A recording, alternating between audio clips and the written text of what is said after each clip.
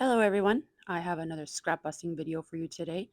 I'm sure you've seen a spools quilt done many different ways, as have I, and I like them, but I didn't have a pattern, so I just used some scraps and kind of figured out my own. This was my test block, and now I need to make 8 more for the quilt that I want. So I just went through all of my scraps and I found 3 different pieces from each colorway, and apparently I have no oranges or yellows in my scrap stash, which is really strange. But once I have them all cut out, then we are going to start assembling the blocks. I need 8 more that look like that, but different colors. You could make the spool section just one color, like one solid piece of fabric, but I wanted this stripy look. So I found 3 different shades of blue that I liked, and then I cut these at 2 by 4 inches. And I did the same thing with my darker greens and purples and so forth. I'll give you the measurements of each piece as we go along. So I'm going to put all of that stuff to the side because I want to start with my spool section, doing all of these sew and flips. This is going to be the hardest part of these blocks, and I'd like to get that out of the way because once that is done, then everything else is just going to be super easy. So the first thing that we need to do is we need to draw a diagonal line on the wrong side of all of our pieces here. These are 1.5 inch square. You wouldn't have to draw this line because these are smaller pieces, but I'm going to. It just makes it a little bit easier to get it more accurate, in my opinion. Sometimes I don't draw a line and then my sew and flips end up looking a little bit wonky. So these spool end pieces, they measure 2 inches by 6 inches. And we're going to need to put a little white square on 2 corners. And we have to make sure that we put them on correctly and that we don't all of a sudden accidentally put them on the wrong side, or at least one on the wrong side. It doesn't matter whether you do it on the top or the bottom, but you do want your diagonal lines facing outside to outside so that you can follow that line to sew. These are small pieces. You could try pinning them in place, or some people even use glue. I'm just going to do it like this. But now I need to sew on each line, but I usually tend to go just beside the line. I find that I can trim off the extra if I need to, but my blocks end up looking a little bit more square if I do it like that. So once I get to the sewing machine, I'm not going to be chain stitching these. Normally I would chain stitch, but with my sew and flips, sometimes I just don't want to turn out right when I'm trying to rush it. So I'm just going to take my time with doing these. And once I've done the one side, then I'm just going to put another block on the other corner. And this is how it should look. And again, I'm going to be sewing just a hair to the right. That way that when I flip my block over, it's going to either hang over just a tad or it's going to be perfect. But if it's hanging over a tad, I can just trim that off. But this is the way you want it to look. You want it to look nice and squared and even. And then I'm just going to finish sewing all the rest. All right, I have sewn all of these pieces. But before I clip the corners, I am actually going to take them over to the ironing board and then I'm going to press these all up like this. I just feel like then that way that part is done and it just turns out nicer if I do it. Once I have them all pressed, I'm just going to take my scissor and I'm going to cut an approximate 1/4 inch.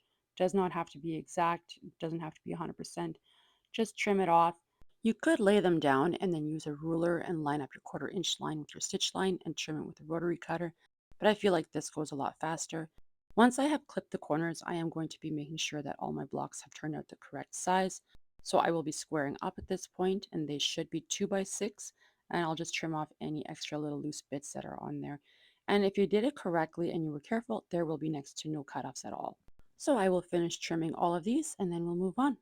Okay, now it is time to build our spools, and this is just where I'm going to decide how I want to lay out my fabrics, which order I want them to be in. And here I kind of was thinking that maybe this wasn't the right color choice. That center piece there is looking a little more like a teal to me than a blue, and I'm not liking the way those two blues look together, so I need something to break it apart. So I'm actually going to take this one out and put it on that pile because I might swap one of those out for this one. And then I'm just going to go through my stash and find a different blue, which I did. I found a darker one. I like this one a lot better here. So this is how I will be sewing these together. And then I'm just going to go through the rest of mine and then I'm just going to put them to the side here. And that way then when I'm ready to start sewing, I can just pick up a piece and go. I don't have to worry about color placement at that point. I'm just going to lay them out and double check that I like the orientation and the colors that I have chosen. And again, with this teal pile here, I ended up thinking like, I did want to pull one out. And I ended up pulling out that plaid one. I figured this one would look a little bit nicer. So that's what I did. And these I will be chain stitching all of them together. So I just have them all set up nicely like this. I'm going to take 2 pieces, lay them right sides together, and then run them through my machine and then just grab the next 2 from the next color combo and then just keep doing that. And once I've sewn them all on there, then I will just take them all off and cut them apart. And then I can sew the last pieces on each color, making sure that I put the correct color on the correct pieces, but just making sure that I didn't get anything mixed up or turned around and that I'm sewing them together the way I had planned. And then we're going to head over to the ironing station and give them all a good press. I like to heat set all of my seams, and once I have done that, I will carefully lift it up and fold it over, and then just give it a good finger press before I press it with the iron. And you could press these seams open or to the middle, to the outside. It doesn't really matter which way you press them. It is entirely up to you how you would like to press them. Once I have pressed these all, I'm going to go and make sure that they are the correct size, and these pieces should at this point measure 4 inches by 5 inches. And if you're liking this video so far, I would really appreciate it if you would give it a thumbs up and consider subscribing to my channel for more videos like this coming up in the future. So I'm just going to finish pressing all of these, and then like I said, I will go and double check that I have the correct sizes, and then I will show you what the next step is and give you those measurements. These are all pressed now. We are ready to sew on our side spools, or the sides of the spools. They're not spools. So you're just going to take a spool center, and then you're going to take 2 strips of fabric. These are 1.5 inch by 5 inches, and they're just going to go on either side like this. I'm going to lay them right sides together and then sew with a 1/4 inch seam. I'm doing everything with a 1/4 inch seam, by the way. And you could definitely pin or clip these in place, but I will probably not do that. I'm just going to chain stitch all of them. But one thing that I will tell you that I do is I will actually lay my side piece down with the right sides up, and I will lay my spool block down wrong side up. This way I can see where my seams are, and I'm making sure that they're going to continue going the way I press them and that I don't get them flipped and cause unnecessary bulk. So I just have my 2 piles by the sewing machine here, and I'm just going to grab a side piece and then a spool center, lay them together, making sure that everything's lining up nice and neatly, and then sending them through. And I've realized that you guys trying to keep up with all the measurements is going to be a little bit crazy. So I will actually write them and put them in the description box down below for you so that you can actually copy it down, or maybe I'll even make a printable if I have time. It would just make it a lot easier. That is, if you're interested in making these for yourself. And once I have sewn everything, I'm going to give them a good press. I'm going to heat set all of my seams. And normally I would press my stuff to the dark side, but here it's just going to want to naturally go to the light side. So I'm just going to press all of my seams to the light, to the little side piece there. We could try to press it the other way to the center, but you will find that it would be very bulky that way, and you're going to have to fight with the fabric a little bit more. Sometimes you just got to go and let the fabric go the way it wants to. And if you do it this way, everything's just going to lay much flatter, and it's going to make the quilting process a lot easier later on. And then once we are done pressing all of these, and these should be measuring 6 by 5 now, and we are ready to put our spool ends on. This is a one spot where I will definitely be pinning because I want this to line up as nicely as possible.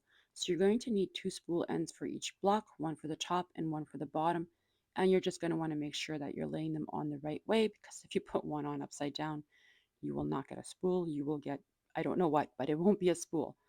So I'm just going to make sure that my edges are all lined up nicely, and I'm going to put a pin in on one side, and then I'm just going to repeat the same process on the other side. And you could pin both top and bottom for all of these if you wanted to, but I'm going to be chain stitching one end on, and then I will pin all the other ends and then do just chain stitch it like that. That's just the way I decided to do it, and it worked pretty well for me, and then I didn't have to worry about too many extra pins everywhere and stabbing myself, because that's something that I'm good at. So I'm just going to sew these all on, and then I'm going to show you what they look like.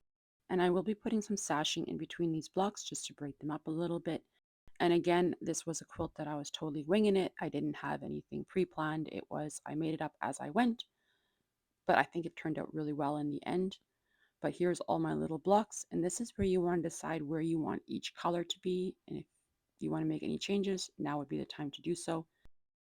And then for my sashing, I did cut some pieces to go in between each blocks, and those measured 2 inches by 8 inches because our finished blocks measure 6 by 8. I think I forgot to mention that. But like I said, I will leave the measurements in the description box below just to make it a lot easier. But those I cut at 2 by 8, and I liked that width. So I just cut enough of those strips to go in between each row or each block. So I needed 6 strips like that.